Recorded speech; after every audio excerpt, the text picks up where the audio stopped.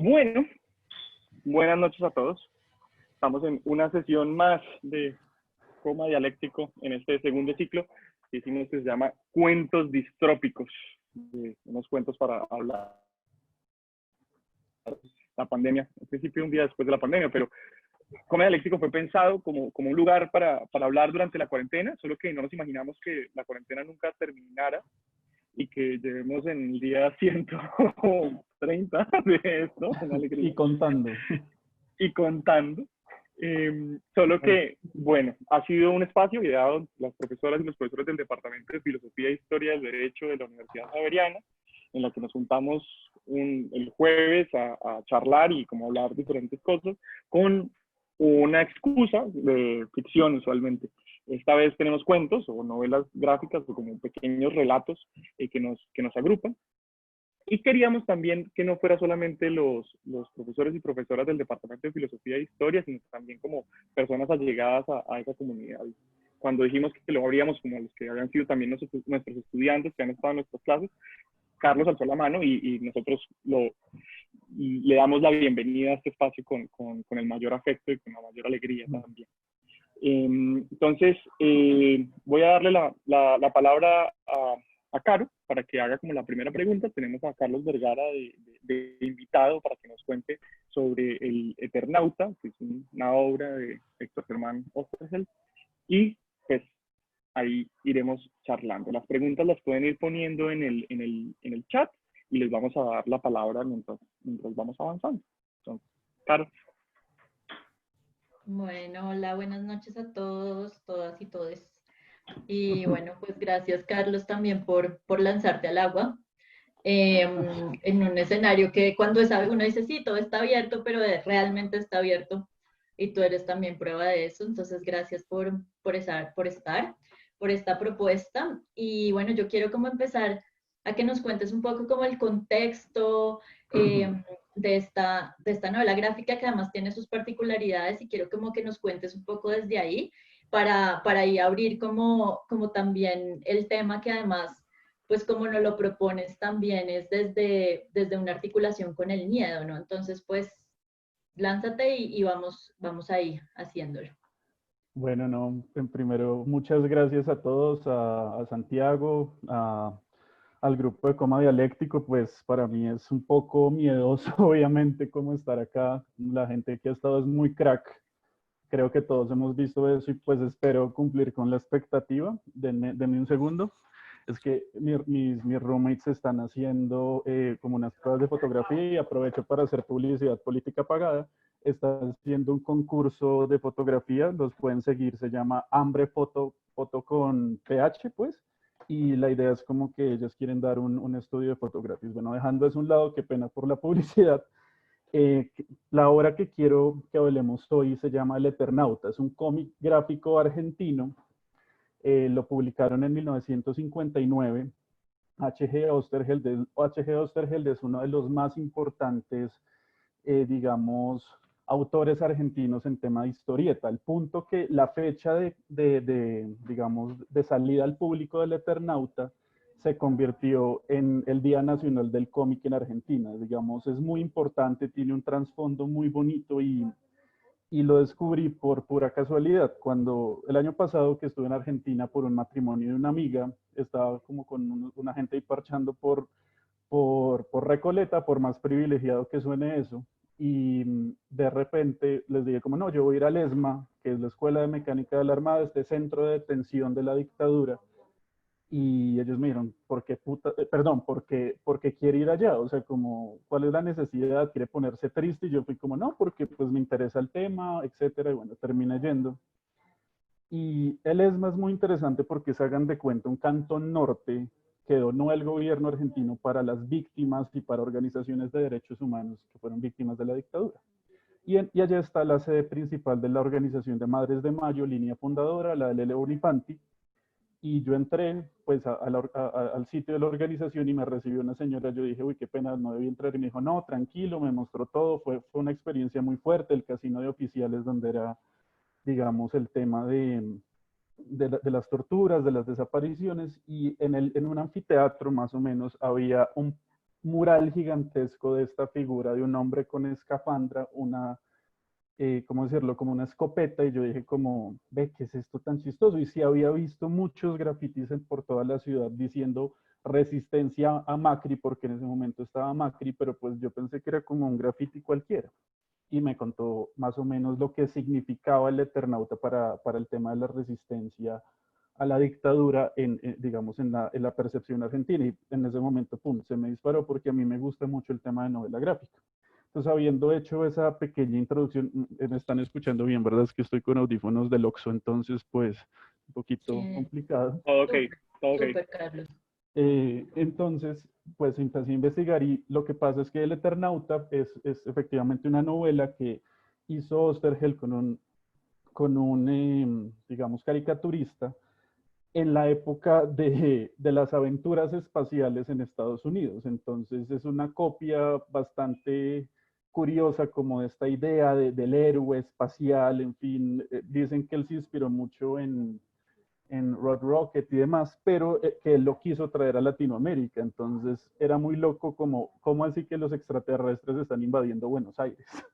O sea, como, ¿qué es esto tan chistoso? Y pues me conseguí unas copias y lo empecé a leer y empecé a notar un tinte político muy particular detrás de toda la novela. Es un poco larga realmente, capítulo que los que vieron pues los que pudieron verlo, dura solo 5 minutos, pero la novela original son más o menos 400 páginas de cómic y tiene como 7 tomos, hay 3 versiones, una se hizo después de que Osterheld fuera desaparecido por la Junta Cívico-Militar y lo bonito es que el Eternauta representó mucho tiempo, como las Madres de Mayo, como las abuelas, la lucha contra el miedo, la desaparición y la ausencia que habían generado las actuaciones de la dictadura. Entonces, viendo un poco más atrás, Osterheld pues era este gran relator de historias, era de izquierda, entonces estuvo criado en toda la dinámica de Perón, la caída de Perón, el resurgimiento de Perón, la primera dictadura de los 30, y cuando empieza a ver la posible llegada de la dictadura más o menos por el 73 con Isabelita, eh, recrea el Eternauta y lo manda otra vez al público. Entonces, yo quiero que piensen más o menos, pues por lo menos mi generación en, no sé, las chicas superpoderosas, no sé quién se haya visto las chicas superpoderosas. En las chicas superpoderosas había un diablo que se llama él. No sé si se acuerdan de él, que era esta figura trasvestida, como toda bizarra. Claro, y uno lo veía cuando era chiquito y decía como, uy, ¿qué es esta cosa tan chistosa? Como si un diablo vestido de mujer, jajaja, ja, ja. Pero uno lo lee ahorita y dice como, carajos, esto puede tener una crítica de género muy fuerte detrás que tal vez cuando uno era chiquito no la vio. Más o menos pasó lo mismo con El Eternauta. La primera generación que leyó El Eternauta era listo, una novela gráfica como Condorito, yo qué sé, pero cuando llegó la dictadura empezaron a ver un trasfondo que era una crítica y que era una lucha contra lo que estaba haciendo el Estado argentino en ese momento. Eso fue como una vaina que a mí me marcó mucho porque fue como, claro, uno no lee esas cosas y tal vez con un poco más de conocimiento, sí. ¿Y por qué es una lucha? Porque el cuento más o menos va de que hay un señor que se llama Juan Salvo, que tiene una familia, que es Elenita y Martica, su esposa y su hija, y está un día jugando cartas con con sus amigos y ven una nevada por la ventana y dicen como estamos en la mitad de verano, como así que está nevando, y empiezan a oír choques de carros y salen a la ventana y ven que todo el mundo está muerto, ¿sí? Entonces uno de ellos dice, no, se armó la guerra, la Segunda Guerra Mundial, eh, tal vez un tema de bomba nuclear, yo qué sé, pero uno tenía un contador Geiger, porque ¿por qué no tener un contador Geiger en la casa? Y dijo, no, como aquí no hay nada radioactivo, ¿qué es esto? Y la historia empieza a transcurrir viendo la llegada de los extraterrestres a Buenos Aires. Sí, entonces, cómo ellos salen, cómo se ponen un traje neopreno para que no les caiga la nieve, digamos, tóxica, cómo empiezan a encontrar sobrevivientes, cómo ven gente que se enloquece por la llegada de los extraterrestres y empieza a hacer cosas, digamos, matar a otros, robarles, eh, sí, en fin, pues tratando de sobrevivir. Después llegan con un pelotón del ejército de argentino que es la Resistencia, se asentan en el estadio de River y crean una base para poder entrar al centro, cerca a Plaza de Mayo, en la plaza de los dos congresos, para que pues se supone que es el sitio de aterrizaje los extraterrestres, y a lo largo de la historia básicamente todo el mundo se muere. Solo queda vivo Juan Salvo y 2 personas más, porque a medida que va pasando se van encontrando con unos personajes, los cascarudos, que son como el ejército base, los manos, que es esta figura que pudieron ver en el cuento, que son quienes los controlan, porque los cascarudos no son, digamos, seres, digamos, autónomos, sino tienen un teledirector en la espalda. Los hombres robots, que son personas, digamos, seres humanos a los que les pusieron el teledirector, que actúan conforme a lo que los manos les ordenan, y ellos en un principio dicen, no, son los manos quienes nos están invadiendo, pero se dan cuenta que no. Y esa es la escena que ustedes ven cuando el mano cuenta que le implantaron esta glándula, que cuando siente miedo muere, que él controla la invasión, pero que él realmente no quiere eso, que él realmente viene de una sociedad que aprecia el arte, que aprecia la belleza, la naturaleza, pero llegaron ellos, esta figura tan abstracta que representa el mal de la historia, que los controla y hacen que cometan pues las atrocidades que cometen. Y el mano muere cantando, en la historia original no es un silbido, sino es una canción como pues, de su sociedad, pues, que cantan cuando muere, y esa canción después la utilizan para generarle miedo a otro mano y matarlo en la medida que se acercan al centro de Buenos Aires. Entonces se dan cuenta de lo triste y de lo fuerte que puede ser la humanidad al momento de que se enfrenta a una situación como esta. Logran llegar a Plaza de Mayo, hay ataques por todos lados, los Estados Unidos, Rusia mandando misiles a Buenos Aires para acabar con los invasores, pero pues obviamente cuentan con tecnología superior y no lo logran. Ellos logran desactivar esta tecnología y escapar para que un misil atómico caiga en Buenos Aires y destruya a la ciudad porteña.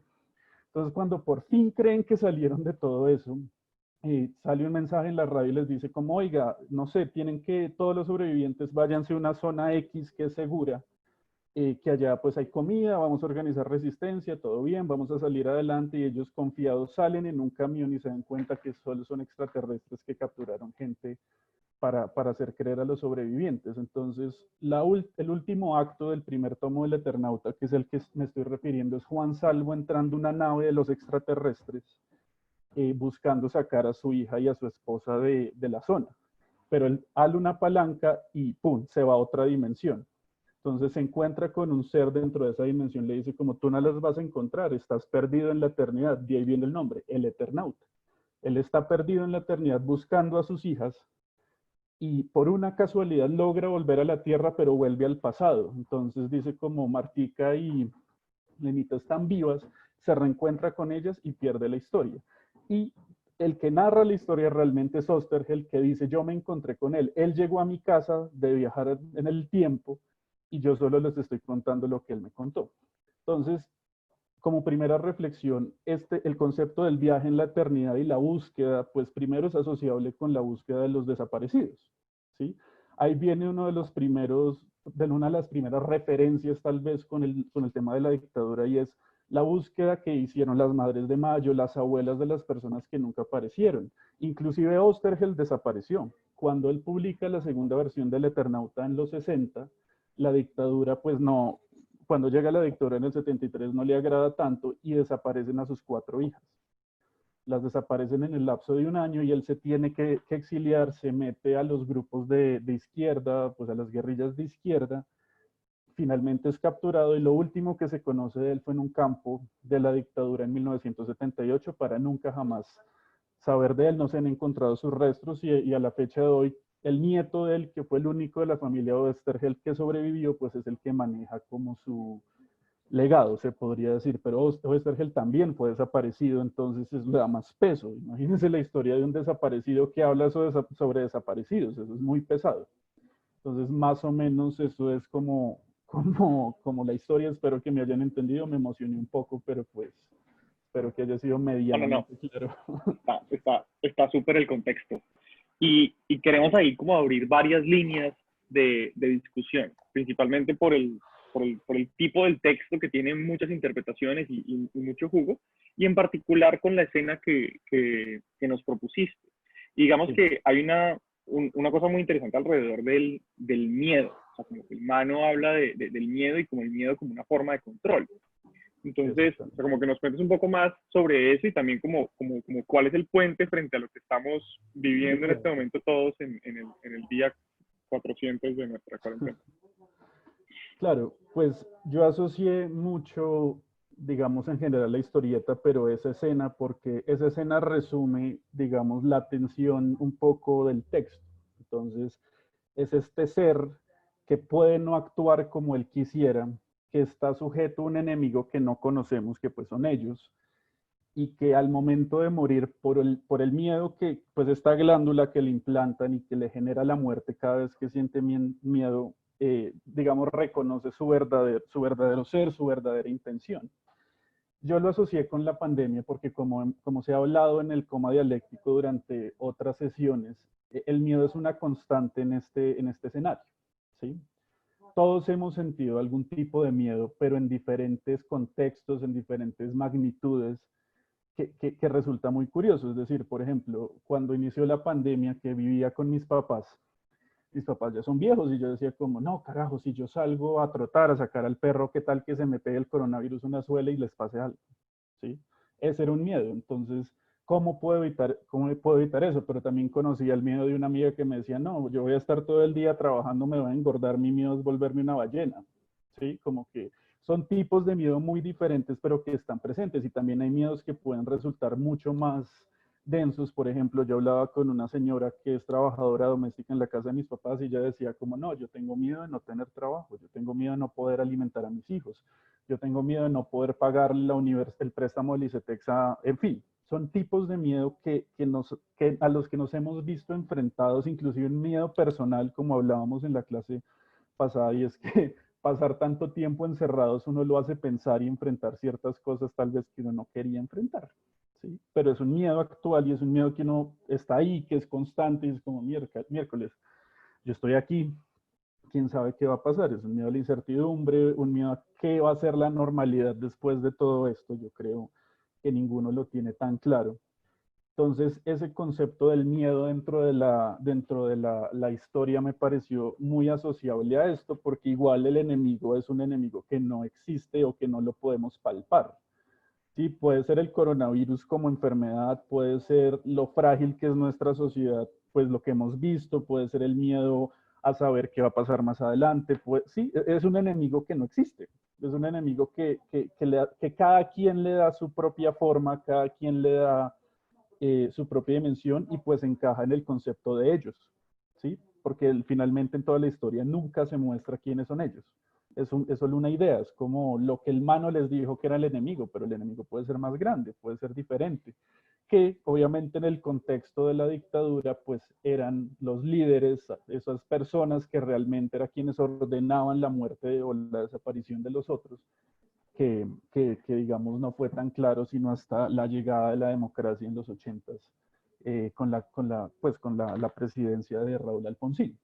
¿Sí? Entonces, por eso es que yo asocié mucho la novela con el miedo y sobre todo con la escena del mano, porque como hemos visto, el miedo hace que la gente haga cosas que tal vez uno dice como, no, ¿por qué la voy a hacer? Sí, por ejemplo, lo que pasó ahorita en la costa, no recuerdo el nombre del poblado, pero la gente llegando al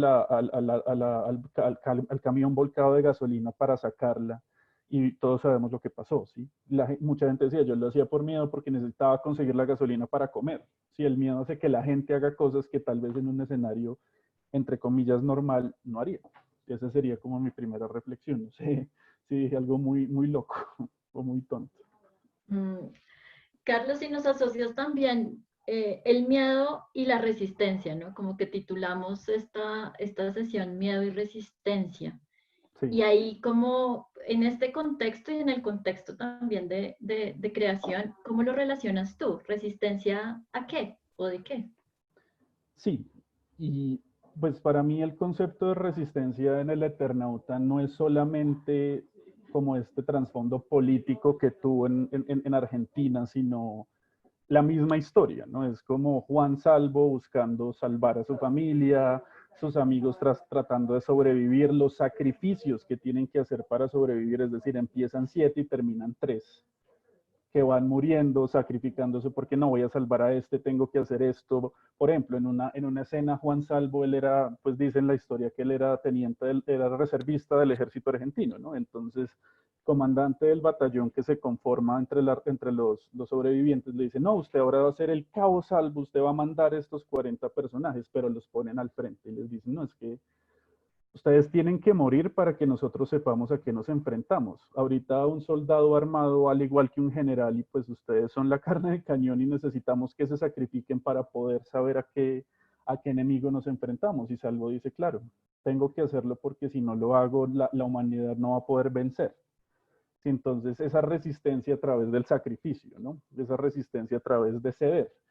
Y en este contexto de pandemia, como hablaba con algunas personas, hemos visto esas manifestaciones de resistencia de maneras muy peculiares, ¿no? En el caso bogotano fue, por ejemplo, esta gente que sacó el pañuelo rojo a la ventana diciéndole a la alcaldesa, hombre, bueno, mujer, no tenemos que comer, ¿sí? No tenemos sustento, no tenemos comida, no tenemos nada, por favor ayúdenos. Son las mujeres trans que marcharon el otro día, yo estuve en la marcha con ellas, que decían como toda esta pandemia ha hecho que ya siendo invisibilizadas seamos más invisibilizadas, haya más atropello, haya más, digamos, agresiones tal vez por parte de autoridades como la policía, pero nos paramos en plena pandemia, una pandemia que se transmite por el aire, pues a reunirnos todas y todos a marchar y a pedir que nos protejan, por ejemplo, o ha habido unas mingas indígenas que también le están diciendo al Estado, sí, estamos en pandemia, pero fuera de que ya no nos paraba bolas, ahora menos, ¿sí? La gente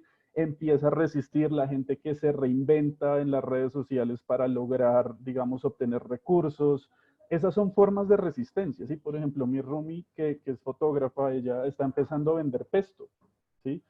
Porque quiere salir y son formas como enfrentarnos a ese temor que nos, pues a mí me llaman mucho la atención porque tienen muchos matices, muchas maneras de ejecutarse y yo la asocié mucho como con lo que pasa a lo largo de todo el cuento, ¿no? Más o menos sería eso porque lo asocié con la resistencia. No sé. Ahí hay una cosa bien curiosa de la resistencia ante qué, ¿no? Porque también vemos que hay otros espacios, digamos, que pueden estar en orillas ideológicas diferentes a la de uno, que resisten hasta las cosas que uno creería que no son posibles, digamos, como estos movimientos de gente resistiéndose a ponerse las mascarillas o ponerse un tapabocas, básicamente adjudicándose a alguna teoría de la conspiración, pero que también son como formas digamos, de autodeterminación muy extrañas, ¿no? Entonces, ahí sobre el cuento, como revisando varias cosas, me parece muy interesante que uno de los planteamientos generales de la novela es como este tema, no solamente de la resistencia, sino del héroe colectivo, lo llaman, como varios análisis que se han hecho sobre esto, y es diciendo que no hay un héroe individual, o sea, como que a la larga Juan Salvo no es no salva el mundo, ¿sí? pero que todos los eventos cuando van avanzando se hacen a través de actos de colectividad que salen adelante. No sé si sobre la resistencia ves que tiene relación con las cosas que se están dando, no en la ficción, sino en la realidad. Sí, claro, es que yo veo como la dinámica del cuento como granitos de arena por un fin mayor. Sí, entonces ellos son conscientes de que no van a salir de esa. O sea, lo único que quiere Juan Salvo es que Elenita y Martica salgan vivas, pero a él no le importa si tiene que morir para darle una oportunidad a la humanidad de resistir a este enemigo. Sí, entonces es muy curioso porque cada uno de los personajes tiene un punto de vista diferente. Por ejemplo, hay un físico que es el profesor Favalli, él es profesor de la Universidad de Buenos Aires de física. Entonces la resistencia de él es lograr obtener la tecnología de los alienígenas para utilizarlas contra ellos, por ejemplo. Esa es la forma de resistencia que él interpreta, siendo totalmente pragmático y diciendo, a mí no me importa si se tiene que morir el que se muera, pero yo quiero obtener esto para poder utilizarlo en función de que la humanidad gane esta guerra, ¿sí? También está la posición de Pablito, que es un pelado de 12 años que ellos se encuentran como en una tienda que el tío lo había encerrado como castigo y la posición de Pablito es como yo quiero resistir para poder ser libre, ya no tengo nadie ni mi tío que me diga qué tengo que hacer, ya no tengo que hacer nada, simplemente yo quiero que se acabe esto para poder ser, yo qué sé, independiente. ¿Sí me explico? Cada personaje tiene un concepto de resistencia detrás que al final se une, pero que resulta como medio extraño porque igual todos son desconocidos, o sea, todos se conocieron con ocasión hasta a la invasión, pues, pero igual actúan en función de esto. Por ejemplo, la resistencia del mayor que ellos encuentran en el transcurso de la historia es lograr organizar un grupo grande para poder enfrentar a los alienígenas, muy por la línea del profesor. Pero es enfrentar a los alienígenas a toda costa. O sea, el man cree en un momento que se están retirando y lleva a toda la tropa a una trampa y se muere la mayoría, por ejemplo. Como por esta idea de que, ay, estamos ganando, ¿sí? Logramos resistir, ya ganamos, ya no importa, y al final se mueren todos. Sí, entonces son como formas que interpreta el autor sobre cómo resistir a este enemigo tan etéreo como son estos extraterrestres, ¿no? Inclusive el Mano resiste un poco, porque el Mano al morir y lograr contar lo que realmente él quería, lo que su sociedad tal vez interpretaba, hizo un acto de resistencia contra ellos. Dijo como, mire, la verdad, ellos me pusieron esta glándula, yo morí, yo hice esto, pero porque me tocaba hacerlo, pero realmente nosotros no somos eso. Nosotros somos una sociedad que aprecia estas cosas, pero nos forzaron a hacer esto. ¿Sí me explico? Entonces ahí el Mano resistió un poco el temor, pues a causa del temor, cuando ya el temor no importaba y ya lo había liberado porque estaba muriendo, pues ejerció un acto de resistencia, por ejemplo. Yo lo leo así.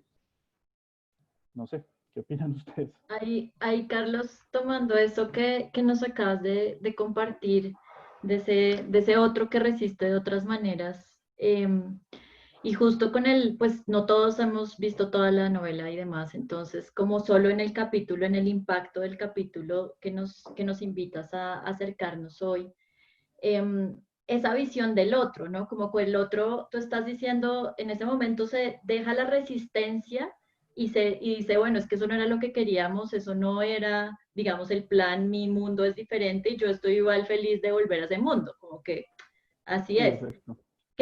¿Qué opinas de eso, como en relación de cómo vemos a ese otro que parece, y aquí uniendo también una cosa que acaba de decir Lina, como esa resistencia suele ser sobre una estructura, pero cuando lo ponemos en un otro, y cuando está ahí el otro y el otro dice, pues yo estoy encima del bien y del mal porque pues a mí me mandaron. ¿Qué crees, qué tensión se provoca ahí? O sea, ¿qué tensión crees que emerge en medio de, pues el capítulo es específico, pero también en este capítulo en donde estamos relacionándonos con unos otros y que esos otros a su vez están como teniendo una perspectiva de la pandemia y de sus vidas? O sea, ¿cómo lo ves ahí relacionado en la visión del otro? Pues a mí me parece muy complejo porque digamos, en el capítulo la idea que ellos tenían hasta que el Mano habló es que el Mano era el malo, ¿no? Ellos decían, estos son los que nos están invadiendo, estos son los que nos están asesinando. Solo hasta que el Mano les contó lo que era su verdad, fue que ellos dijeron, ok, tal vez no es tan así, como para poner un ejemplo, y yo sé que solo estamos hablando de este capítulo, pero como para ilustrarlo más, en otra escena cuando está muriendo otro Mano, ellos lo sacan a ver las estrellas como para darle una oportunidad de, no sé, recordar su hogar, recordar su universo, en fin. Entonces, en el caso de la pandemia, yo creo que hemos visto muchas manifestaciones de eso que pueden ser buenas o pueden ser malas. Por ejemplo, en Estados Unidos, estas personas de ultraderecha quitándose los tapabocas, protestando porque no podían ir a un barbero. Uno lo ve y dice, esta gente se enloqueció, ¿qué carajos? ¿Por qué quieren hacer eso? ¿Sí? ¿Por qué son tan irresponsables?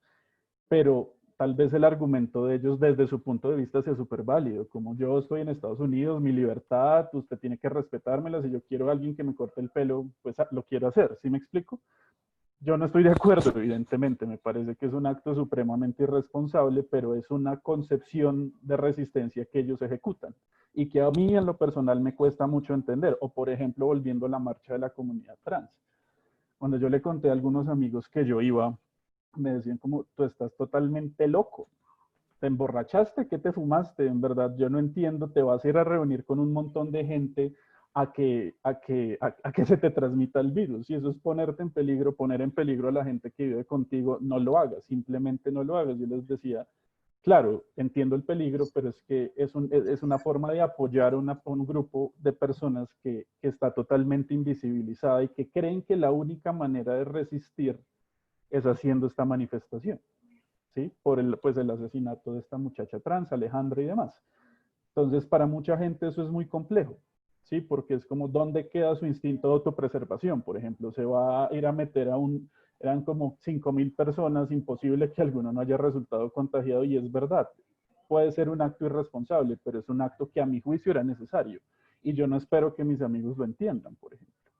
Pero es como tratarse en poner en la posición del otro. Yo soy una persona muy privilegiada, yo lo admito y es así, pero tratar de comprender, por ejemplo, estas mujeres por qué salían a marchar, pues es como, no sé si respondo a tu pregunta, pero yo lo interpreto así, como que tratar de comprender por qué el otro actúa de esa manera, tal vez no juzgándolo, pero sí escuchándolo, ¿sí? Y eso en la marcha de las trans fue muy interesante porque ellas decían como, claro, la prostitución está detenida, no tenemos que comer, la alcaldía desafortunadamente no nos para bolas, la policía nos agrede, no tenemos otra opción. Ponernos en peligro porque ya estamos en peligro, por ejemplo. Es una forma como yo interpreto esa comprensión del otro, desde pues el punto de vista de los trans, por ejemplo. Aquí hay en el chat un par de preguntas, tenemos de corte personal, pero que podemos formulártelas. Pregunta Ulises Willis, ¿hace cuánto no vives con tus papás? Y ¿cuáles serían cuáles son tus autoras argentinos favoritos? Bueno, sobre la primera, no vivo con mis papás hace más o menos un mes y medio. Entonces, salí en plena pandemia también. Fue muy, muy miedoso como enfrentarse no solo a vivir solo, porque vivir solo es toda una aventura, yo creo que uno no entiende hasta qué le pasa. Y salir a vivir solo en plena pandemia, ¿no? Como que eso es algo muy loco y las circunstancias llevaron así, pero afortunadamente creo que conté con personas muy, muy, muy valiosas, que una de ellas está en este chat y tiene la cámara puesta, que es el doctor Carlos Uribe, por ejemplo, y también están conectados algunos de ellos, mis amigos en general, que me ayudó a enfrentar ese miedo muy, muy, muy fuertemente, porque claro, yo estaba muerto del susto cuando pasó, pero lo logré y pues la gente con la que estoy viviendo ahorita es maravillosa, o sea, como que tuve una red de apoyo muy bacana. Entonces eso estuvo chévere. Mis autores favoritos, argentinos favoritos, es una pregunta compleja. Ahorita estoy leyendo mucho a Sábato porque, volviendo al tema de la dictadura, casualmente, el informe del Nunca Más, que es este informe que hizo la CONADEP, que es como decir el basta ya, entre comillas, muy grandes de Argentina, tiene un prólogo de Sábato. Y es muy bonito, es muy loco, es muy denso, es verlo hablar porque él era el presidente de la comisión, al fin y al cabo. Entonces leer el Nunca Más y leer ese prólogo me hizo como interesarme mucho, mucho en él. También pues me gusta mucho Borges, algo he leído, creería, yo sé que es muy básico, no soy muy conocedor de literatura argentina, pero ahí voy, también aprendiendo, ¿no?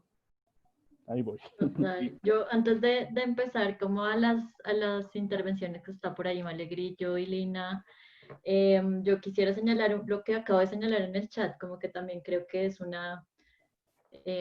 salir del momento de confort, es un acto también de resistencia. Entonces, creo que ahí también, por ahí viene el miedo y resistencia del título también de esta sesión. Y bueno, pues no sé, ahí creo que va Malegrillo primero y luego Lina.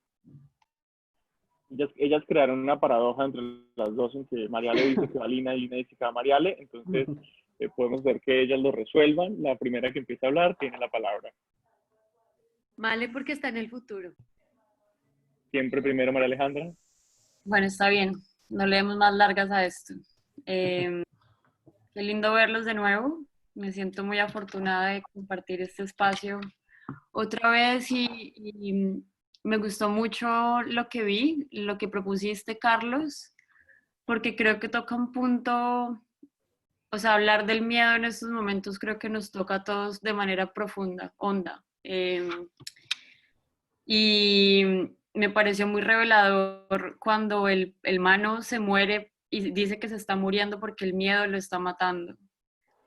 Y me surgen preguntas de manera personal porque creo que si todos Adelante. en esta conversación nos pusiéramos a hablar de los miedos que hemos tenido, nos ponemos a ver que hay muchos encuentros y hay muchos sentimientos en común y tal vez mi primera pregunta es cómo conjurar el miedo desde el interior y cómo conjurar el miedo como una respuesta colectiva en una crisis como la que estamos viviendo, tal vez con herramientas del derecho, tal vez con herramientas de la magia, tal vez con herramientas de la espiritualidad. ¿Cómo lo ves tú? Saliendo un poco como del contexto del cómic que hablas de la situación argentina, sino como la situación actual. Porque lo que yo siento, y precisamente lo he sentido hace poco, es que el miedo lo que ha generado en mí personalmente es como la imposibilidad de tener perspectiva, la imposibilidad de las bendiciones que nos rodean, las maravillas que nos rodean. Y nos empezamos a llenar de ese miedo y ese miedo se convierte en enfermedad, literalmente hablando.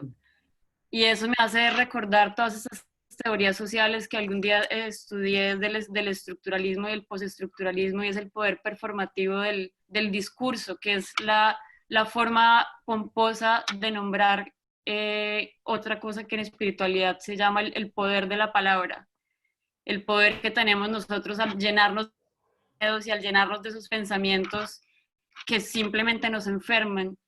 Y hago esa conexión con mi tesis de antropología que la hice estando en la comunidad de Las Pavas, que ha trabajado la clínica jurídica, quizás algunos de los que están acá conocen eso, en donde empecé a darme cuenta que la gente estaba enferma y que la gente se estaba enfermando porque yo también me estaba enfermando mientras vivía allá.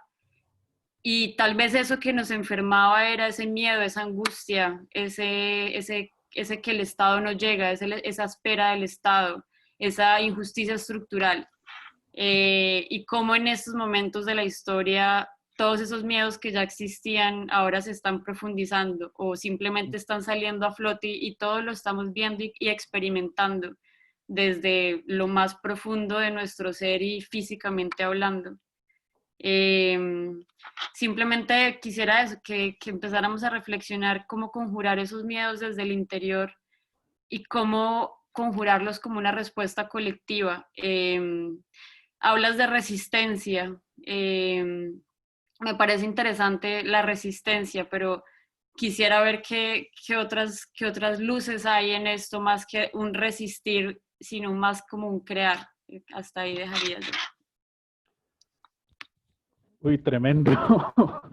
Tremendo me parece la reflexión porque sobre el tema personal y quiero hacer un reconocimiento público pues a todas las, o sea, en mi caso personal, ¿no? Digamos, desde la salida de la casa y esto, digamos, gente como Camila Bermúdez, Paula Valencia, que está acá, Ángela Parada, bueno, con ellos y Carolina Alvarado, Alejandra Medina, bueno, que están acá, hemos podido hablar un poco de ese tema porque cada uno viene de un contexto bastante especial, ¿no? Y digamos, todos nos hemos ido uniendo de maneras bastante curiosas a razón de esta pandemia, ¿no?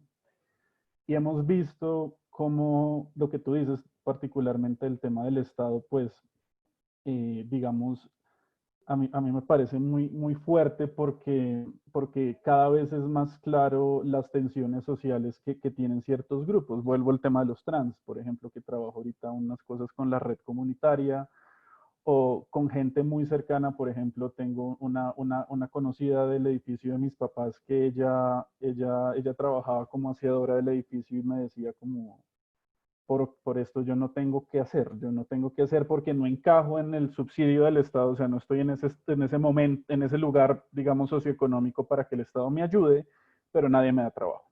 Sí, entonces, ¿qué hago? ¿Qué hago? ¿Me muero de hambre porque tengo miedo de salir? salgo a la calle a buscar algo, pese a que la policía me multe, por ejemplo. Entonces ese tema me parece muy, muy denso, pero también el punto de crear ha sido muy interesante porque a partir de la pandemia creo que han surgido cosas muy, muy interesantes, no solo social, sino personalmente. Por ejemplo, yo creo que esta pandemia me ha ayudado a reflexionar un montón de cosas que no había querido hacer antes porque no me decía a mí mismo, ay, yo no tengo tiempo para pensar eso, y resulta que sí lo tenía, solo que no quería hacerlo. Sí, entonces la pandemia se convirtió en una forma de enfrentarlo, en una forma de decir, fue pucha, yo tengo mis vainas, si no lo enfrento me va a quedar así. Y he tenido, creo que puedo hablar por todos, hemos tenido episodios bastante hartos donde uno empieza a construir y a deconstruirse también, pero pues no sé si respondí a tu pregunta, creo que me quedé corto, pero pues sí, sí entiendo tu punto, sí, sí, sí, señora.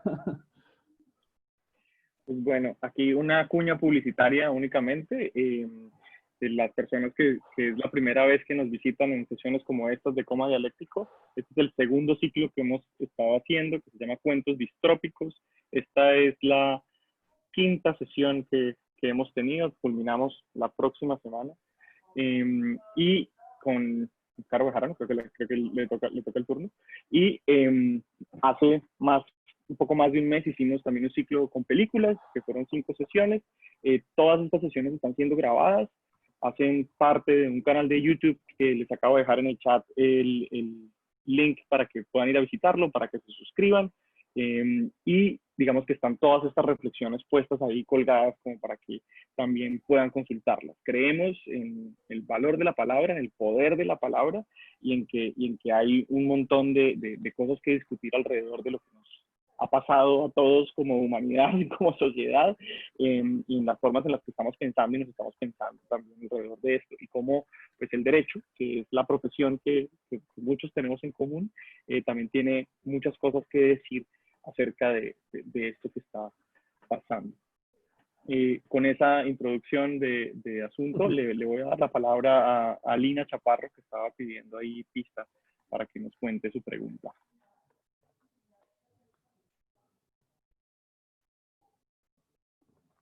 Hola, hola, ¿cómo están? Buenas noches. Hola, Lina. Qué felicidad verlos, saludarlos, seguir. Em, Obviamente que voy a tener un momento de romanticismo clásico porque soy así afectuosa y absolutamente sensible y celebro mucho que estamos en casa llena con muchos estudiantes. Gracias por venir. Qué delicia poder conversar con ustedes. Lo que más nos gusta es poder conversar con ustedes y pues obviamente en ese sentido celebro mucho toda esta reflexión tan bella que nos trae Carlos, a quien no conozco, digo de una vez, para que no crean que esto lo planeamos. Mi pregunta va muy en la línea de Mariale,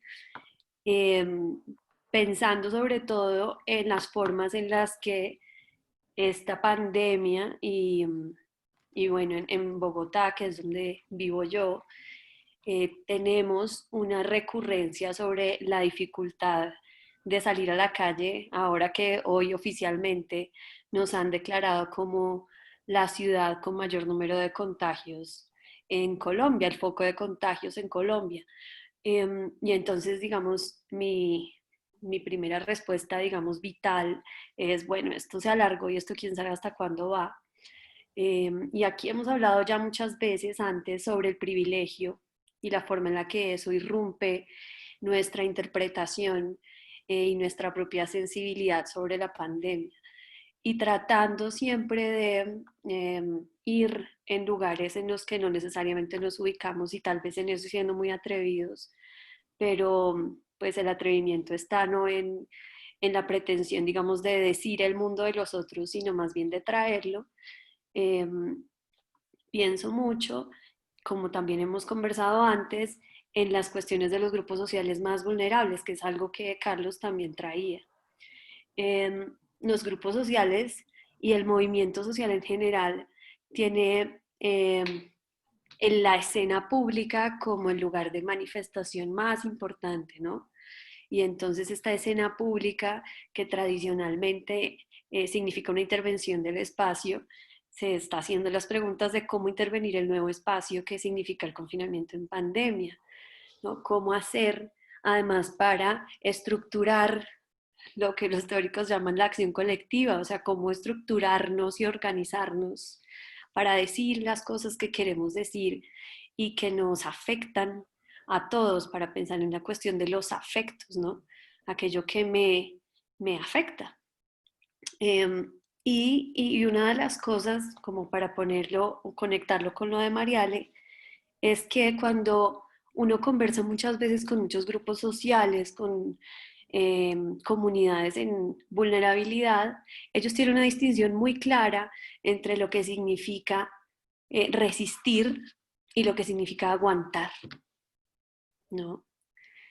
Ellos están justamente como en su constitución de movimiento social, están en actitud de resistencia, pero ciertamente también les ha tocado como personas vulneradas la situación del aguante, ¿no? Nosotros estamos aguantándonos la pandemia. No sé si la estamos resistiendo. ¿Y de qué manera podríamos nosotros apalancar las formas de resistencia sobre las regulaciones, por ejemplo, o sobre las dificultades de lo que significa un Estado que interviene con políticas públicas que desconocen las vulnerabilidades? Un poco, si uno, creo que de alguna manera lo hemos dicho antes, hoy en esta misma sesión, pues las personas que están vulnerables, los trans, que son el ejemplo que trae Carlos. Yo pues obviamente siempre voy a decir las mujeres, pero también pues los pobres, están hace mucho tiempo acostumbrados al miedo. Entonces el COVID no es un gran miedo. Sí, esta fue la pregunta que nos hicimos sobre ¿qué hago primero? ¿Salvar la economía o salvar la salud? Entonces, pues, obviamente que el que está vulnerado y vulnerable desde hace tanto tiempo dice, yo estoy tan acostumbrado a que a mí la vida me la tienen en riesgo, ¿sí? A aguantar esa situación, que mi resistencia frente al COVID es que me estén diciendo que eso lo ponga por encima de mi situación vital, ¿no? Entonces mi pregunta después de toda esta carreta, perdón, ya me callo, es, digamos, un poco, ¿cómo ves tú esta distinción entre la resistencia y el aguante en clave de las formas en las que entiendo que el personaje, digamos, lo pone casi que como su propia forma de ser en el mundo, ¿sí? Como su misión de vida? Él es el resistente, pero también él es quien aguanta. Uy, qué fuerte, qué fuerte, déjame lo pienso porque sí es un punto muy claro, como qué acto lleva a ejercer la resistencia y qué acto simplemente como tal vez pasivo de, ok, esto lo tengo que tolerar porque si salgo me multan, por ejemplo. Sí, es complejo porque, pues, ya que tú mencionas el tema del privilegio, yo creo que, por lo menos en mi caso particular, no quiero hablar por ninguno de los que está aquí presentes, tal vez, ese acto tal vez sí se ha vuelto más ok, lo tolero, lo acepto, me lo aguanto, pero no he tenido como, pues, salvo cuando me fui a la casa, tal vez, o me sacaron más bien de la casa, eh, fue más como de tolerar la situación y tratar de seguir adelante porque realmente mis necesidades no son tan complejas como las que puede tener otro. Sí, yo creo que ahí puede estar la diferencia, ¿no? Como volviendo al tema de las mujeres trans de la marcha, ellas tuvieron que actuar porque es que ya estaban en un punto de o nos morimos o paila, hacemos la marcha, se acabó. Carlos Vergara simplemente es como, ok, trabajo, hago mi tesis, hablo con Paula, con el doctor Uribe, con Michael, en fin, pero es tal vez como porque estoy en este contexto y no tengo que ejercer ese acto de salir a, a tratar de visibilizar ¿cómo se dice? Mi lugar o lo que estoy viviendo, porque no tengo la necesidad de hacerlo, porque si no lo hago, pues yo creo que no va a pasar nada, ¿sí me explico? Mientras que estas mujeres trans sí, mientras que la gente que saca el pañuelo lo tiene que hacer porque es que no tienen otra opción y que ya de estando tan olvidados por el Estado siempre, como tú muy bien mencionas, ahorita los olvidan aún más porque la prioridad del gobierno pues claramente es otra, más que estar pendiente de ellos, ¿no? O de ellas y de ellas por ser inclusivo más bien. Entonces yo creo que ahí está la diferencia, pero si te soy sincero, me cuesta mucho como desarrollar el argumento porque también creo que uno ejerce actos de resistencia personal en ciertas cosas, ¿no? Entonces, por ejemplo, yo soy una persona que tiene mucha ansiedad y tengo ya un libro abierto acá, confesiones de 8 de la noche, pues yo soy una persona que sufre de ansiedad y me toca ir al psiquiatra y al psicólogo. Sí, solo que yo lo había dejado mucho a un lado porque era como, no, tengo que hacer esto, bla, bla, bla. Y empecé a ir al psicólogo como un acto de decir, esta vaina me llevó a pensar que si no hago nada por mi ansiedad, me va a dar algo, un patatús, yo qué sé, voy a seguir fumando como me han visto fumar toda la charla, pero si no hago algo con este tema y gracias a la pandemia pude enfrentarlo, entonces creo que estoy ejerciendo un acto de resistencia contra algo que me genera un pánico terrible como es la ansiedad, por ejemplo. Sí, sin necesidad como de hacer un acto performativo. Es un punto muy interesante el tema de los actos performativos y lo hablábamos con un amigo que es líder social en una comunidad de Ciudad Bolívar, porque ellos, por ejemplo, hacían un festival de cine que inclusive llegó a ir a Cartagena y todo este tema y decía, esto se nos cayó, o sea, como que nosotros ya no podemos hacer el festival de cine en el colegio porque paila, no, la autoridad no nos va a dar permiso. Y yo le decía, pero ustedes, ¿por qué no piensan, no sé, utilizar plataformas digitales? Yo qué sé, y él me decía, porque no tenemos computadores, porque no tenemos internet, porque no tenemos acceso. Es más, ni siquiera el barrio a veces tiene luz, menos vamos a poder hacer eso. Y cuando hacíamos el festival era porque alguien nos donaba un generador de energía, pues para la noche. Entonces, él ahorita está enfrascado en ese debate de, bueno, ¿cómo salvamos el festival? Porque es con niños. Pues que hacen la película y todo, pero no lo podemos hacer como lo veníamos haciendo, cómo nos reinventamos, cómo luchamos, cómo podemos sacarlo adelante, pero no ha sido fácil, por ejemplo, por poner una anécdota que sucedió hace 2 semanas. Entonces, no sé si respondí tu pregunta nuevamente, creo que no las estoy respondiendo del todo, pero pues es como mi interpretación. Sí. Buenísimo, gracias. Claro que No, a sí. ti. Lo más chévere es que el espacio consolida la premisa que dice que las respuestas, o más bien que las preguntas no tienen respuestas, sino abren caminos a nuevas preguntas. Gracias. A ti, muchas gracias. Total, además con esa premisa también vamos a, bueno, no sé si María Fernanda nos quieras compartir tu reflexión, que tienes como problemas con el micrófono, pero para que nos compartas tu reflexión para seguir y sí conjurar esta desnudez en esta comunidad. Dale, María Fernanda, ¿alcanzas o estás ahí?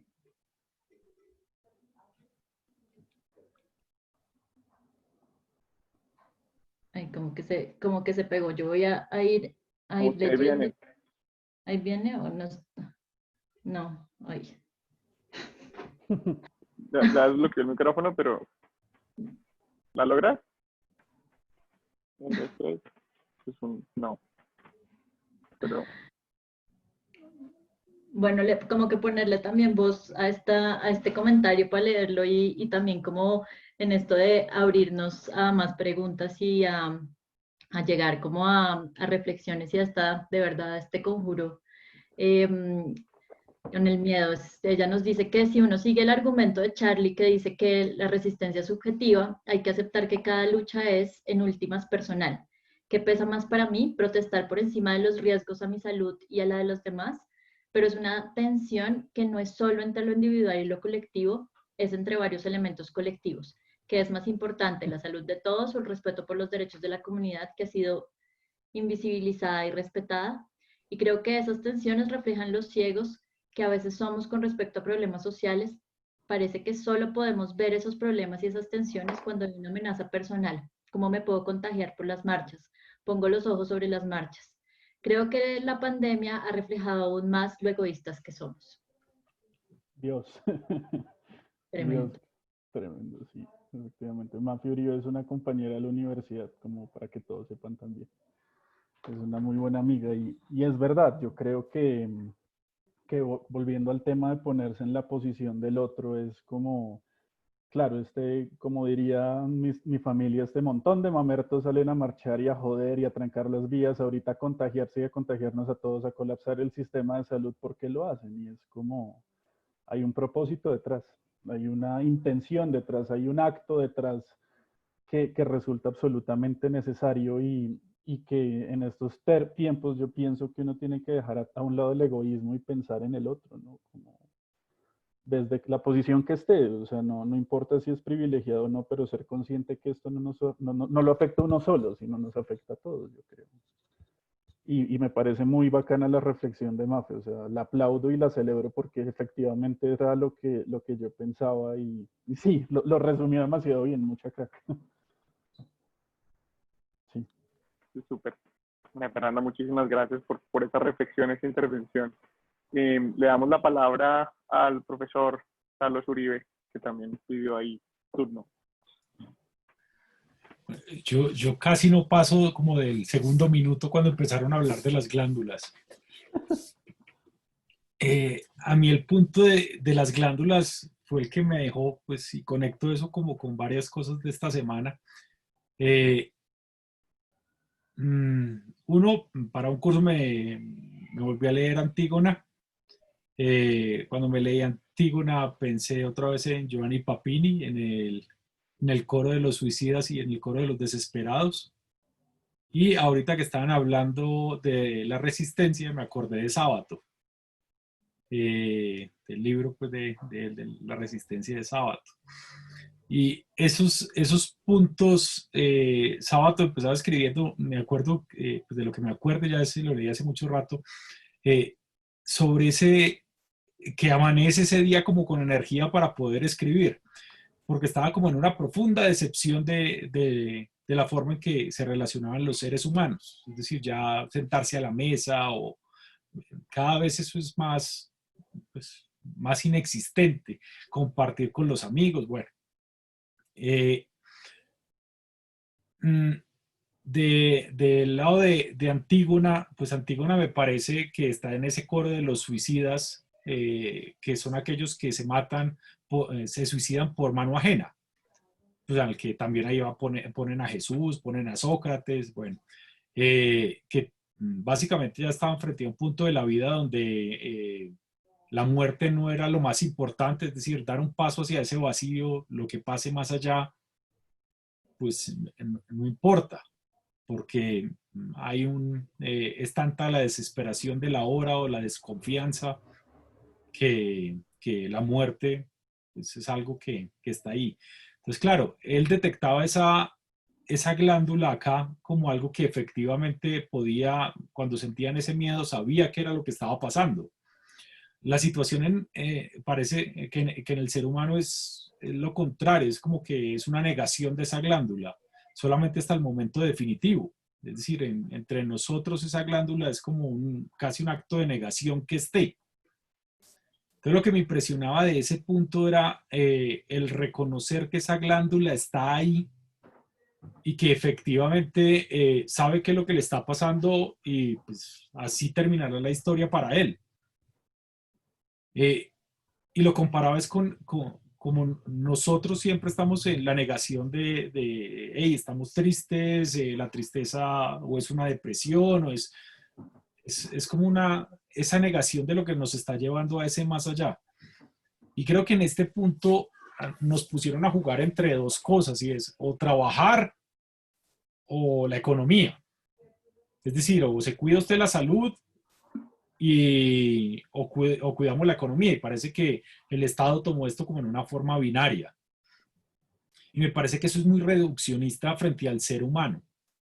Porque entre todos esos dos extremos nos encontramos con todo lo que estaban señalando acá, todos esos, los problemas al mismo tiempo sociales por los problemas familiares, los problemas del relacionamiento. Yo no me imagino si yo estuviera con alguien, estuviera en una relación oculta.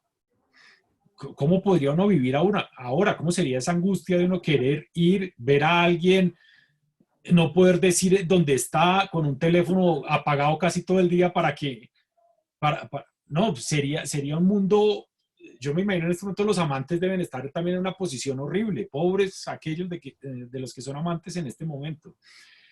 Todas esas pulsiones o todo ese tipo como de momentos era lo que veía en esa glándula. Entonces me preguntaba como a ese punto y es, ¿cómo cree que esa glándula define tanto al ser humano como al extraterrestre, si nos llamáramos extraterrestres en este momento? Es que estamos en un mundo donde estamos conociendo nuevos espacios, nos podemos maravillar. Es decir, a mí este espacio de los jueves de las 7 de la noche me parece, pero una nota, pues poder hablar tranquilo, verlos a ustedes, esos nuevos espacios también es otras formas de relacionamiento. Entonces, ¿cómo entendería, no sé, o cómo puede ver usted esa glándula que tenemos todos ahí? ¿Cómo hacemos para que la entendamos, que está, pero que también es algo que podemos empezar a relajar un poco para que no nos explote en la mano? Bueno, afortunadamente no tengo amante hasta donde yo sepa, pero pues no he incurrido en esas prácticas. Pero sí, frente a la glándula a mí me genera también mucha intriga cuando lo leí la primera vez, porque claro, uno entiende la glándula como el impedimento para que el mano sea lo que quiere ser, ¿no? Entonces, el mano, que es el personaje, como hemos dicho, aprecia la belleza, el arte, la naturaleza, en fin, no puede ser por miedo. Y yo creo que todos ahorita estamos en eso, ¿no? Como que yo no puedo salir a la calle, no sé, a levantarme un man en un café porque, bueno, paréntesis, soy gay, cualquier cosa, todo bien. A levantarme un man porque si salgo a la calle me multan y me van a poner, me puede dar COVID, o si hago esto, pum. Tengo ese miedo, esa glándula detrás que me dice no lo hagas porque si lo haces va a haber una consecuencia, ¿no? Entonces, volviendo al punto del doctor Uribe, yo creo que estos espacios, el coma dialéctico y en general, lo que nos sirve como para tapar esa glándula y hacer que el miedo como desaparezca esta horita y media, tal vez hora y 15 minutos de todos los jueves, son formas chéveres como de olvidar un poco en lo que estamos, ¿no? Porque al final estamos con pues la gente crack que mencioné al principio, las reflexiones interesantes, los chistes, los comentarios, las vainas tristes, porque también hemos tocado temas bastante pesados emocionalmente. Creo que es una fórmula de anular esa glándula y ser el mano que por fin se la logró extirpar, ¿no? Que aparentemente el que murió evidentemente no pudo hacerlo. Entonces, insistiendo que creo que no estoy respondiendo a ninguna de las preguntas, yo creo que parte del ejercicio de resistencia es como limitar que esa glándula nos mate, que limitar que esa glándula nos impida adaptarnos a lo que estamos viviendo, ¿no? Porque por miedo yo creo que muchos hemos dejado de hacer cosas que más que dejarlas de hacer tenemos que reinventar y construir para poder ejecutarlas, ¿no? Pero pues es solo un pequeño comentario a lo que decía el doctor Uribe. No sé. Súper. Tenemos, creo que Paula también estaba como dentro de los que había pedido la palabra. No sé, Paula, si Hola a todos y a todas. Primero que todo, quiero decir que estoy demasiado feliz de ver a Charlie y emocionada y orgullosa. Y además me parece muy lindo como que mezclemos como todo esto con lo que estamos sintiendo y con todo lo que hemos vivido en la pandemia y en verdad estoy muy orgullosa de que tú puedas abrir y contarnos a todos. Creo que todo lo relacioné un poco como Lina, con el tema un poco del privilegio y hasta qué punto sentir miedo termina siendo un privilegio, ¿sí? Como sentir miedo a cosas que, digamos, a mí en la pandemia, o sea, yo pienso en lo que me da miedo y de verdad es un privilegio, o sea, como que, y lo he hablado contigo como durante horas, de que al fin y al cabo todos nuestros miedos terminan siendo parte del privilegio, pero un poco conectada con la charla de la última vez, que pues Majo nos decía y que hablábamos del tema de, ok, pero mucha gente ha vivido con miedos muy fuertes por el conflicto armado, por la violencia de género, todo el tiempo, toda su vida. Y nosotros, o bueno, por lo menos yo, hasta ahora nos estamos dando cuenta como de qué es vivir con miedo y es bastante fuerte. Y no sé si tú también relacionas el tema del miedo y de sentir algunos miedos, claro, como digamos el mío que es como, uy, me voy a contagiar y quién sabe a quién contagie y esos días no voy a poder trabajar y me tomo la temperatura básicamente como día de por medio, le mando una foto a Charlie con el termómetro, ¿cómo será que me dio? ¿Será que es mi momento? Es muy Porque cada vez real, es muy real. es muy real. Entonces, quiero ver si tú piensas como que el miedo y el privilegio están como asociados. Uy, no, totalmente, y creo que hoy lo hablábamos contigo y con Michael, y era, yo lo hablo desde, por ejemplo, ser gay, ¿no? Y el doctor Uribe me podrá dar fe, y es que, claro, ser gay, no es que el doctor Uribe sea gay, aclaro, ¿no? Pero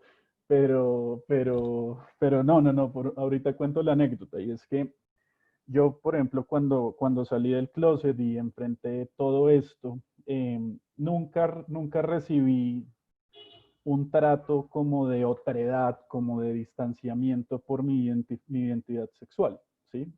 Que, lo cual es raro, digamos, en un país tan conservador. Yo soy de un colegio masculino, que es el Emilio Valenzuela. Cuando salí del closet, la gente fue muy parchada.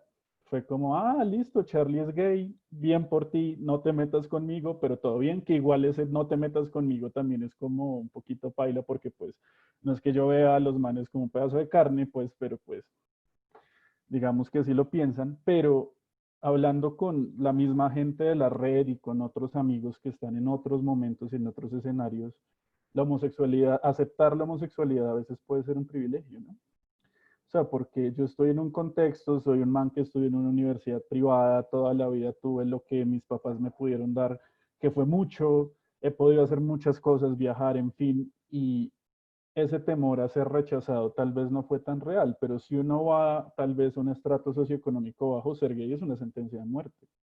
Aceptarlo es como ya te moriste, no eres bienvenido, chao. O sea, tal punto que, por ejemplo, cuando yo le conté al doctor Uribe que yo era gay, él me dijo, usted es que es huevón, como porque tenía miedo de contarme. Y yo le decía, el miedo es porque uno no sabe la persona cómo reacciona, ¿no? Y en mi espacio privilegiado, afortunadamente nunca, como mencioné, he recibido un comentario como de, uy, qué porquería usted, maricón de no sé qué, pero conozco gente que sí, conozco casos de gente que tiene ese miedo de aceptar quiénes son. Entonces, por ejemplo, y obviamente sin decir que yo he vivido el miedo que, por ejemplo, vive una mujer o una persona que se identifica como mujer más bien, eh, pues son miedos que uno no dimensiona hasta que pues tiene experiencias cercanas y sí entiendo mucho el punto de Paula, como que esta pandemia nos ha hecho darnos cuenta de esos miedos eh, que tal vez uno no dimensionaba, ¿no? ¿Sí me explico? Total. Sí, pues Tenemos Ahí, aquí el chat encendido, claro. ahí quería como retomar esto tan dicho y no dicho que has dicho mucho, Carlos, y es como la noción de comunidad, ¿no? Que también es algo que está ahí puesto también en el chat, porque claro, parece un privilegio que solo se deriva de lo económico, pero fíjate que también es un privilegio en el sentido de andar en comunidad de alguna forma, ¿no? sí. Como que también de unos otros que son comunes. Entonces creo que ahí, como que uniendo como lo que estaba diciendo, lo que estaban diciendo en el chat, porque también es como, bueno, estar en colectivo es un conjuro pues sí, para el miedo, ¿no? Para estar con el miedo y para vivir, y el miedo en sí mismo no es el problema. Y ahí digamos que quisiera como unirlo a lo que acabas de decir, como de la identidad sexual, de salir del closet. El problema no es como reconocer, sino el problema es con quién, ¿no? Y ahí es donde viene el otro a jugar, ¿no? El otro, lo mismo en la novela, ¿no? El otro estaba atacándolo y el otro no le estaba recibiendo el ataque, pero entonces lo que decías, yo estoy tranquilo de volver a mi planeta, ¿no? Y ahí se desfigura el otro. Entonces, bueno, como pensando en esto también, quisiera pues darle la palabra, creo que Juan Felipe había pedido la palabra. Muchas gracias, Caro, a todos. Carlos, hermano, qué alegría verte, escucharte y, bueno, sentirte desde acá, hermano. Y todo esto que, pues, como además esta horizontalidad que se nos permite en este espacio, y es una invitación también a todas las estudiantes, a todos los estudiantes, a que armemos parche, a que nos encontremos acá como una comunidad de reflexión e incluso de acompañamiento. Me da mucha alegría escucharte, hermano. Ya me gasté el tiempo que Santiago además está ahí sufriendo, pero no, yo quiero hacer una reflexión y terminar con una pregunta, hermano. Sí, señor. Como ya nos quedan, ya la última sesión será dentro de 8 días, vamos a escuchar un cuento caribeño de Marvel Moreno en la reflexión de Carolina Bejarano dentro de 8 días. Ya estamos cerrando esta temporada. Yo quiero como que denotar o subrayar que en esta temporada hicimos Ciudad Gótica, hicimos La Casa Tomada, hicimos El Patio del Vecino, hicimos El Zorro Rojo y hoy estamos con El Eternauta. Y si ustedes se fijan todos, o uno de los elementos de los hilos que hay en común es que todos nos llevan a cuestiones temporales o espaciales. Todas tienen que ver con el tiempo y el espacio. Y claro, pues, bueno, Ciudad Gótica, una ciudad, bueno, la de Batman, etcétera. El Zorro Rojo de Pau nos llevaba también a otro tiempo, nos ponía en el futuro, jugaba con una postura en el futuro. La Casa Tomada de Carlos, pues obviamente este desplazamiento y ir encerrándonos y no sabemos qué nos pasó la vida, pero terminamos encerrados. El Patio del Vecino de Majo, también otro espacio. Hay un espacio allí donde suceden cosas dolorosas, pero que nos damos cuenta, y era el punto de Majo, que los dolores y los terrores están acá dentro de nuestra propia casa. Y bueno, hoy con El Eternauta también con una metáfora de la eternidad, del tiempo, pero también del espacio. Esta metáfora, pensando como esta reflexión, esta salir del closet, también es una cuestión. Se nos fue Carlos, ¿no? Sí. Se nos fue Carlos. Bueno, ¿qué es? Me acaba de escribir que se le fue el internet, pero puedes seguir con tu reflexión. Eso fue para que no le preguntara. Bueno, pero entonces, ¿qué seguimos o qué, Santi, Caro? No, sí, el show debe continuar. Todos estos cuentos tienen como que un hilo conductor de espacio y tiempo, y sí creo, y hoy le metimos una cosa, bueno, que ha estado también presente en otros ratos, y es, claro, esta dislocación del espacio, de estar encerrados, o sea, esta experiencia que estamos viviendo de estar encerrados, pero esta dislocación también del tiempo que no entendemos. Ya llegó Carlitos ahí.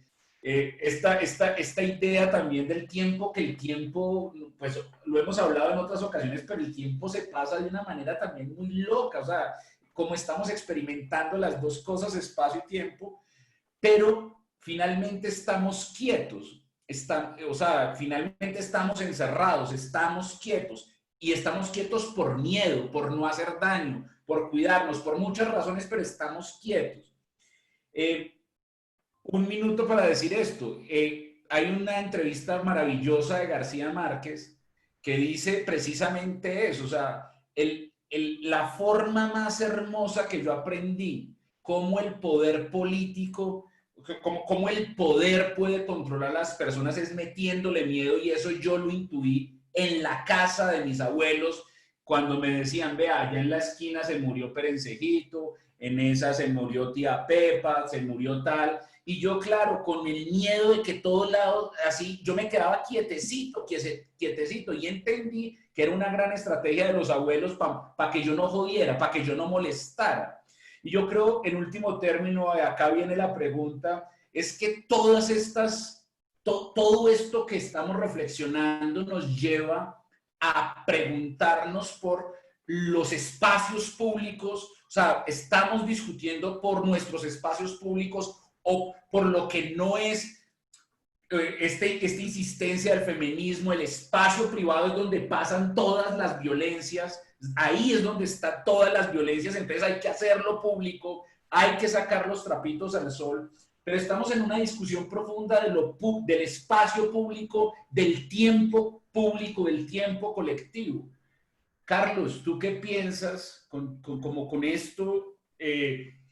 ¿Cómo nos podemos imaginar? ¿Cómo nos podemos imaginar el nuevo tiempo colectivo, el nuevo espacio colectivo? Vamos, crees,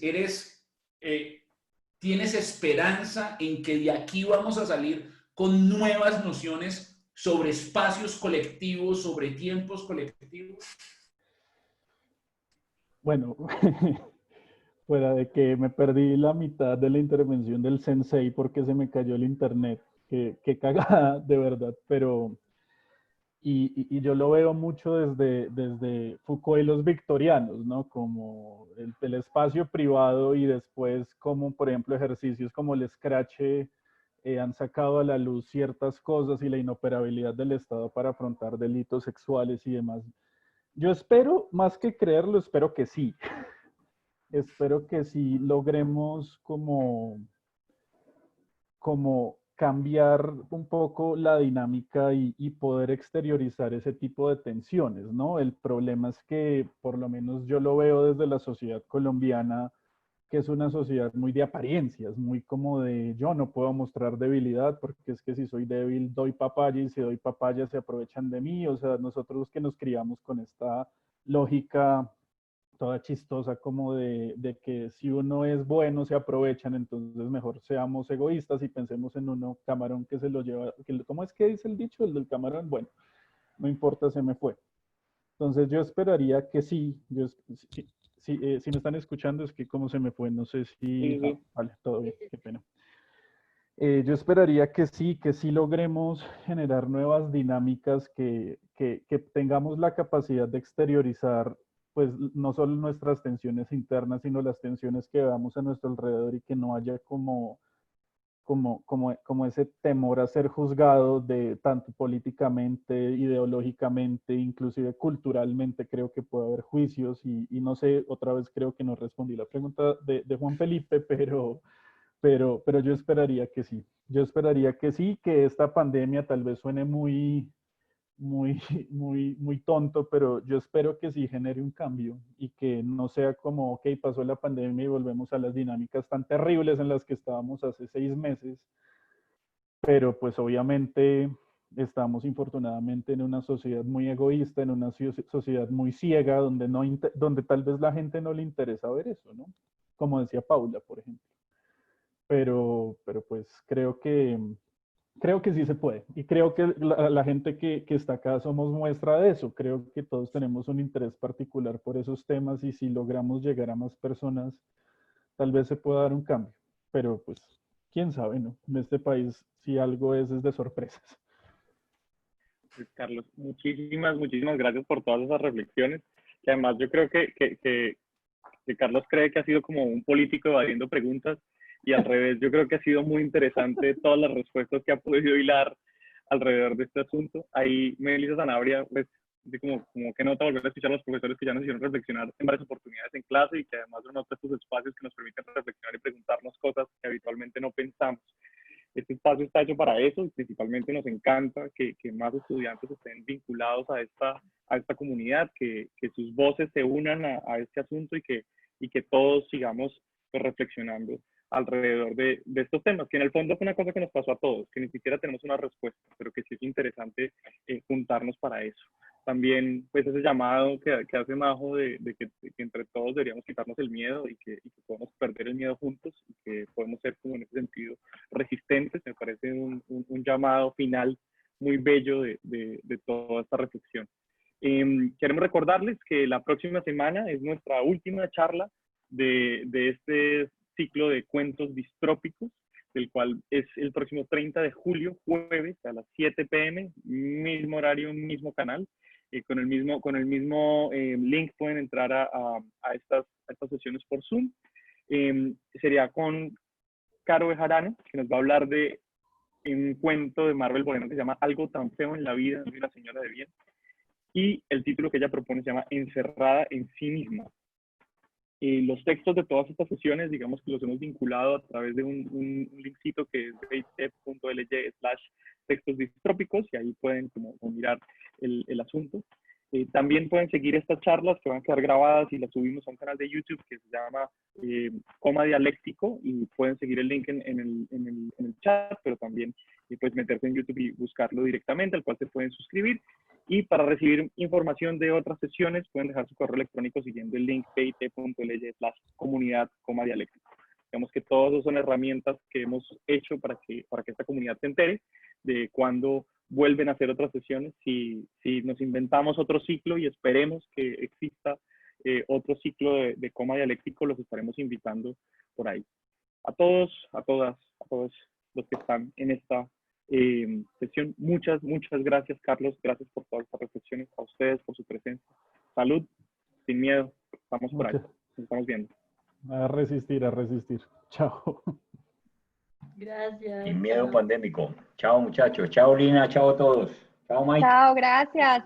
Chao. Gracias. Y que Santiago cante en la Chao. próxima. Sí, que cante. Sí, no nos puede dejar con esa.